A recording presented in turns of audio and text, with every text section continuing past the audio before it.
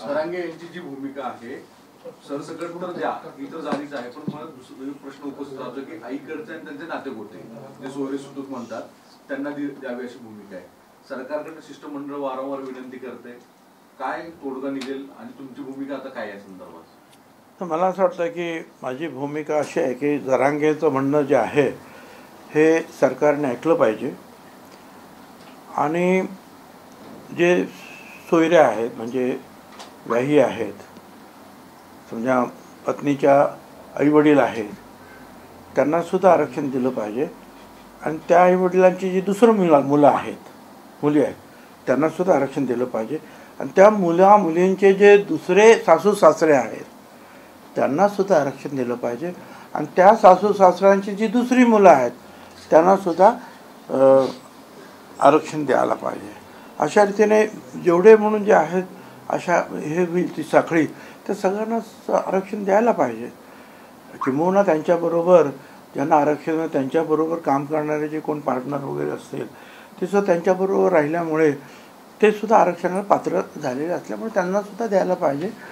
आणि कारण असं आहे की आपण जे आहे की जरांगेंचं ऐकायला पाहिजे आपण, नाही तर त्या मोर्चा घेऊन येतील, नाही तर आणखीन काहीतरी करतील. त्यापेक्षा जे आहे ते म्हणतात त्यापेक्षा व्यायाची व्याही, व्यायाची व्याही, व्यायाची व्याही, व्यायाची व्याही असं सगळ्यांना आरक्षण दिलं पाहिजे.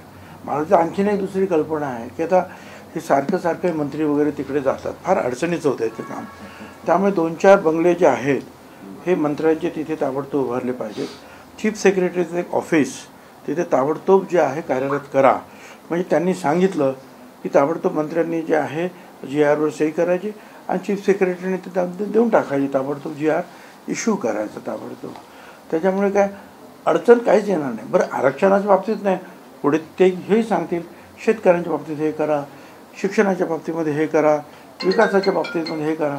आपल्याला त्यांचं ऐकायला पाहिजे. त्यामुळे जर तिथेच जर ह्या मंत्र्यांची काही राहण्याची सोय झाली तर जाण्या येण्याचा त्रास वाचेल आणि जर चीफ सेक्रेटरी जर ऑफिस तिथं आपण जर सुरू केलं तर ताबडतोब चीफ सेक्रेटरीसुद्धा त्याला न्याय देऊ शकतील. तुमचं भाष्य उपरोधक आहे का मनापासून ही तुमची मुळात मनातली खतखत आहे? कारण की मुळात हा प्रश्न उपरोधक तुम्ही थेट उघड भूमिका घेणारे भुजबळ आता एकदम वेगळ्या भूमिकेवर का आले? आणि मग काय माझा पाठिंबा आहे, त्यांना द्यायला पाहिजे सगळ्यांना.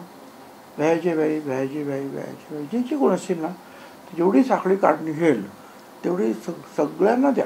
आणि हे सगळं करण्यासाठी जे रोज नवीन नवीन काही ना काहीतरी त्यांच्या मनामध्ये ज्या कल्पना आहेत, अभिनव कल्पना येतात त्यांच्या मनामध्ये आणि परत सगळे मंत्री तिकडे जाणार.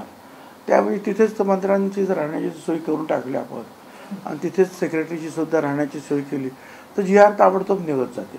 एक नवीन नवीन नवीन नवीन कल्पना ज्या आहेत रोज ज्या जन्माला येतात त्यांच्याकडून ज्या आहेत त्याचा आपण आदर राखला पाहिजे. मनोज जरांगेंना एखादी कल्पना मांडायची आणि सरकारकडून ती ऐकली जाते अशा पद्धतीचं वारंवार पाहायला मिळते. सुरुवातीला ते म्हणले की मराठवाड्यातल्या लोकांना द्या, त्यानंतर म्हणले की पूर्ण मराठा समाजाला द्या, त्यानंतर म्हणले की OBCतून आरक्षण द्या, त्यानंतर पुढे जाऊन ते परत म्हटले की मुलं आणि मुली यांना द्या आणि आता म्हणतायत की आत्या, मामा, मामी या सर्वांना द्या.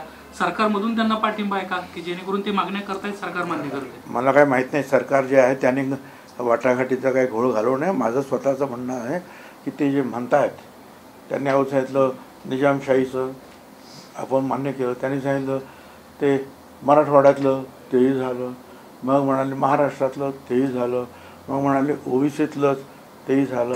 आता ते म्हणतात आईकडच्या लोकांना तेही मान्य करा, आईचे जे आईवडील आहेत त्यांचे मान्य करा, आईचे जे भाऊ बहीण आहेत त्यांना मान्य करा, त्या भावा बहिणीचे दुसरे जे काही सासू सासरे असतील, मेहुणे असतील, ह्या सगळ्यांना मान्य करायला पाहिजे आपण, असं माझं म्हणणं आहे. त्याच्यामध्ये काय मी तर सपोर्ट करतो आहे काय. आणि सरकारने उगीच जे आहे कारण नाहीतर ते काहीतरी मोर्चा वगैरे घेऊन येतील काय आणि त्यांनी सांगितलं की सरकारला फार भारी पडेल. त्यामुळे सरकारने जे घाबरून ही सगळी कामं ताबडतोब करायला पाहिजेत असं मला वाटतं. सरकारला कुठेतरी वेटीस धरलंय का जरांगे पाटलांनी? कारण ते जे मागणी करतायत त्याला सरकार होकार देत आहे, त्यांना भेटायला जात आहे. त्यांच्याही मागण्या फार लॉजिकल आहेत, नियमाला धरून आहेत. सरकारला वेटीस धरायचं काय? सरकारच जे आहे थोडंसं जे आहे नाहीतरी ऐकत नाही अशा परिस्थिती निर्माण झालेली आहे महाराष्ट्रामध्ये. ते सांगितल्याबरोबर ताबडतोब होकार द्यायचा, मोकळं व्हायचं, GR काढायचं तर ते वाटाघाटी करत बसतात, वेळ काढतात सरकार सगळे, वेळ काढू. जरांगे पाटील आज स्पष्ट सांगितलेलं आहे की देव जरी आडवा आला तरी सुद्धा मराठ्यांना ओबीसी मध्ये जाण्यासाठी. अरे देव काय, देव सुद्धा घाबरणारच ना त्यांना, असं काय करतात देवांचं काय, ते त्यांबरोबर आहे ना त्यांचं म्हणणं.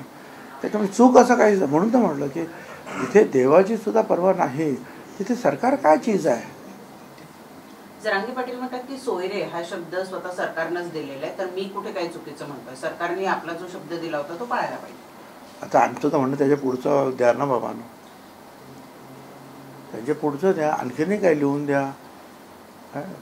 ते म्हणतील त्याप्रमाणे आपण जाहीर काढला पाहिजे. आणि नवीन नवीन चांगल्या अभिनव कल्पना त्यांच्या डोक्यात येत असतात, त्याचा पण आदर राखायला शिकलं पाहिजे. साहेब, पण मुळात आई किंवा आईचे जे सोयरे असते त्यांना कास्ट सर्टिफिकेट देणं हे कास्ट व्हॅलिडिटी कमिटी ग्राह्य धरणार नाही, कारण की यापूर्वी कुठल्या समाजाला ते ग्राह्य धरले गेले नाही किंवा धर्मालाही. तर जरांगेंची जी मागणी लॉजिकल आहे असं तुम्ही कसं म्हणू शकता?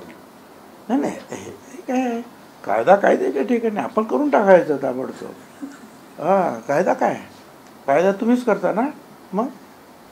आणि काय कायदा आणि कोर्ट वगैरे नाही, तर त्या भ्रामक कल्पना आहेत या सगळ्या. ह्या अभिनव कल्पनेचा जो आहे पाठपुरावा करायला पाहिजे.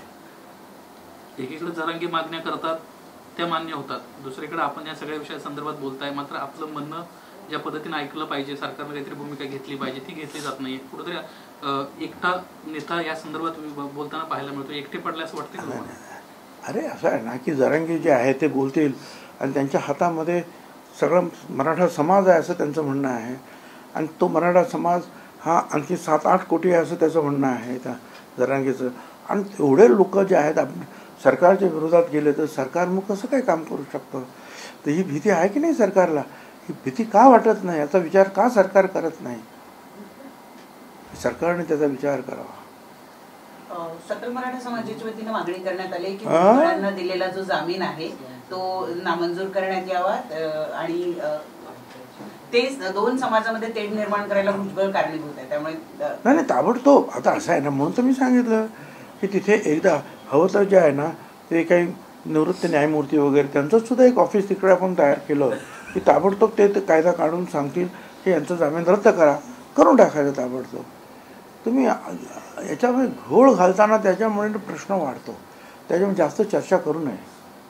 सरकारमधला एक मंत्री अशा पद्धतीने एक नाराजीची भावना व्यक्त करताना, कुठला मंत्री, एक सुद्धा मंत्री नाही, सगळ्याचे सगळेच पाठिंबा देतो आम्ही त्यांना. नाराज कोण आहे, कोणीही नाराज नाही. आम्ही सगळे खुश आहोत. काहींची खुशी तोंडावर दिसते, काहींची खुशी मनामध्ये आहे.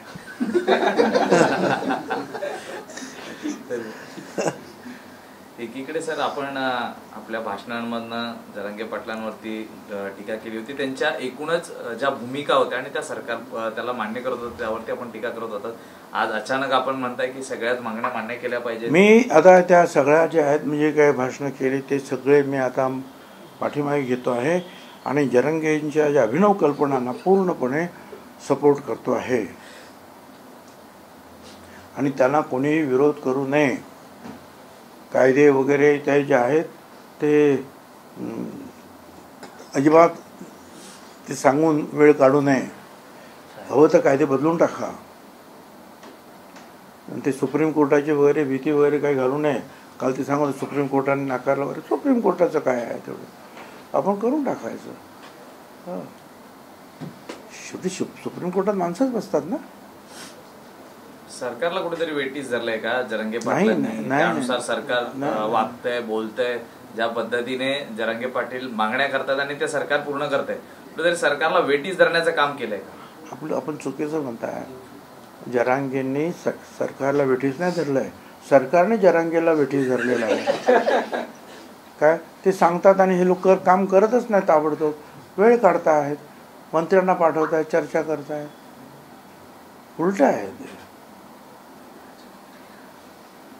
24 तारखेला त्यांनी आंदोलनाची भूमिका जी आहे अजूनही मागे घेतलेली नाही. 24 तारखेला आंदोलन करू आणि मुळात मुंबई शहरात आंदोलन करण्याचा त्यांचा पवित्र आहे.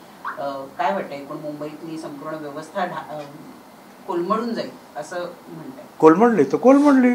मुंबई काय चीज आहे? त्यांनी हुकूम सोडलेला आहे ना, प्रश्न मिटला. कसली मुंबई काय घेऊन बसला तुम्ही? मुंबईचं कौतुक त्यांच्या पुढे तुम्ही करता. एक मिनिट साहेब, तुम्ही म्हटलं आता की तुमची भाषणं मागे घेतो. मेळावा जर पुढेही नियोजित आहेत का मग? कारण की आता पुढच्या मेळाव्यामध्ये त्यांच्या बाजूने भाषण करणार आहे. मग ठीक आहे. तुम्ही युटर्न घेतला असं म्हणलं काय हरकत नाही. युटर्न घेतला तुम्ही थोडक्यात जरांगेंच्या संदर्भामध्ये एकदम.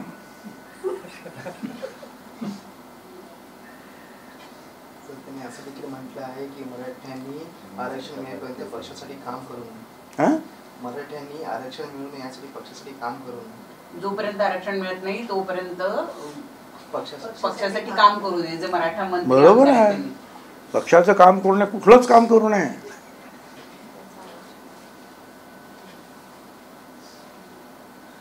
तर दुसरीकडे अपात्रतेबाबतची जी सुनावणी आहे ती जानेवारीच्या पहिल्या आठवड्यापासून सुरू होणार आहे. कसं पाहता या एकूणच अपात्रतेबाबतची सुनावणीकडे? शिवसेनेची अपात्रतेबाबतची सुनावणी संपलेली आहे. 1 महिन्याच्या आत अध्यक्षांना आपल्या अपात्रतेबाबतच्या सुनावणीला सामोरे जायचं आहे. कसं बघू आता, ते पण जरांगींना विचारून काय ते ठरवते.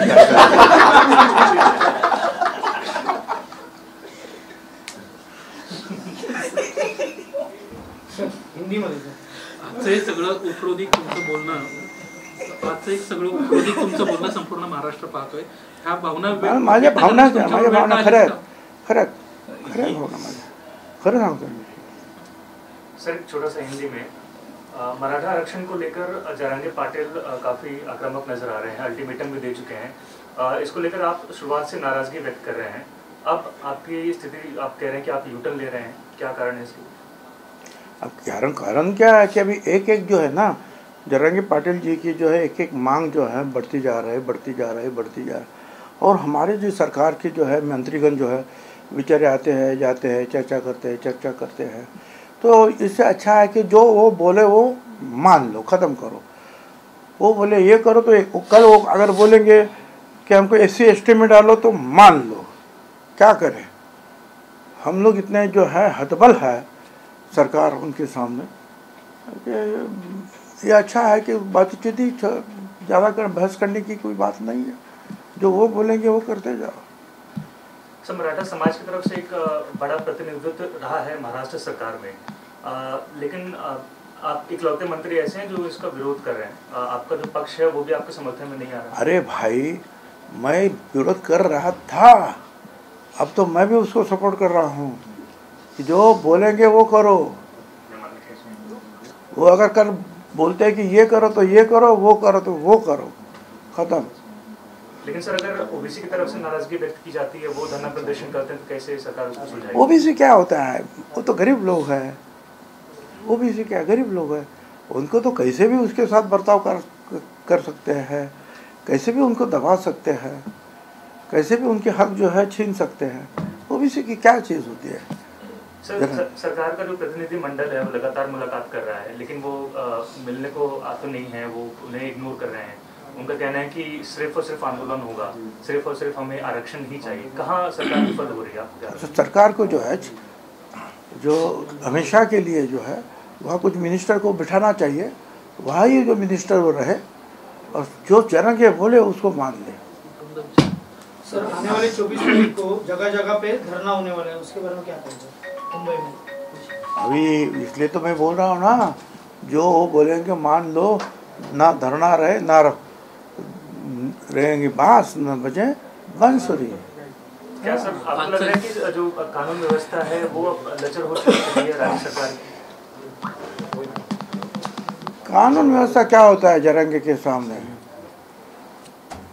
नहीं मानेंगे तो और कुछ हो सकता है कि कुछ और MLA के घर जलाएंगे, फिर मेंबर पार्लियामेंट के भी घर शायद जलाएंगे, किसके भी करेंगे. जरांगे के सामने क्या होता है कानून? आज तुम्ही उपरोधिक बोलताय, ही हतबलता आहे तुमची? बिलकुल हतबलता आहे माझी. त्याला तुम्ही हतबलता म्हणा, घाबरलो म्हणा, आणखीन काय म्हणा काय हरकत नाही. दिल्लीमध्ये लोकसभा खासदारांचे जे निलंबन आहे त्याच्यावर आज स्वतः पवार साहेब पण दिल्लीत आंदोलनावर बसले. विरोधकांचं असं म्हणणं आहे की मुद्दामून लोकशाहीचा घातक अंत असं स्वरूपात केला जातो. आता याची त्याच दिल्ली स्तरावरची लढाई. मी गल्लीतला माणूस, मी काय बोलणार त्याच्यावर.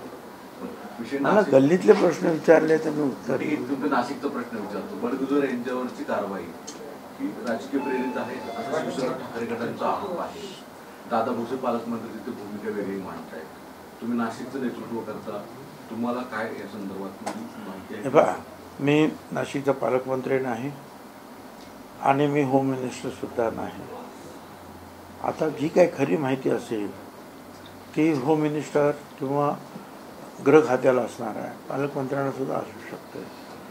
त्याच्यात ते चौकशी करतायत ना, चौकशीतून निष्पन्न होईल काय खरं काय कुठं. आज राष्ट्रवादी अजित पवार गटाची प्रदेश पातळीच्या बैठका वेगवेगळ्या विंगच्या होत आहेत. लोकसभेचा एक प्रिपरेशनचा भाग एक मानला जातोय हा. महायुतीची लोकसभेची निवडणुकीची ऍक्च्युअल फॅक्ट काय आता आहे? कारण की महाविकास आघाडीकडनं सांगितलं जातं की त्यांचं जागा वाटप जवळपास निश्चित होताना दिसतंय. संजय राऊत यांचा आज दावा आहे 23 जागा शिवसेना ठाकरे गट लढवतात म्हणून विचारलं. हां, त्यांनी आता माहीत नाही मला, त्यांचे जर झालं आहे तर त्यांनी जाहीर करावं कुठच्या जागा कोणाला दिल्यात त्या. ते जाहीर झालं म्हणतात आणि नंतर म्हणतात आम्ही आता दिल्लीला जाऊन परत ते जाहीर करून घेणार आहोत. म्हणजे नक्की काय झालं ते काय कळत नाही. पण चला ठीक आहे, लवकरात लवकर जागा वाटप करा, त्यांचं पण झालं पाहिजे. आणि आमच्या या जे आहे महाविकास हे महायुती त्यांचंसुद्धा जे आहे ते झालं पाहिजे लवकरात लवकर. म्हणजे कार्यकर्ते कामाला लागतील. तर शेवटपर्यंत जे आहे ते चालतं आणि मग शेवटच्या दिवशी ज्याला नाही त्याला तिकीट द्यायचं आणि ते घाईने जाऊन भरायचं आणि त्याच्यात गडबडी व्हायच्या. त्या अगोदर लवकरात लवकर आटोपलं आणि जागा वाटप देऊन जागा वाटप पण लवकर करा आणि त्यातले उमेदवार पण लवकर ठरवा. म्हणजे कार्यकर्त्यांना काम करायला वेळ मिळेल.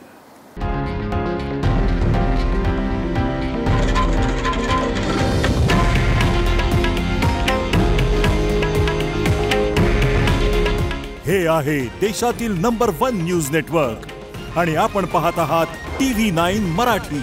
काळजी तुमची, हित महाराष्ट्राचं.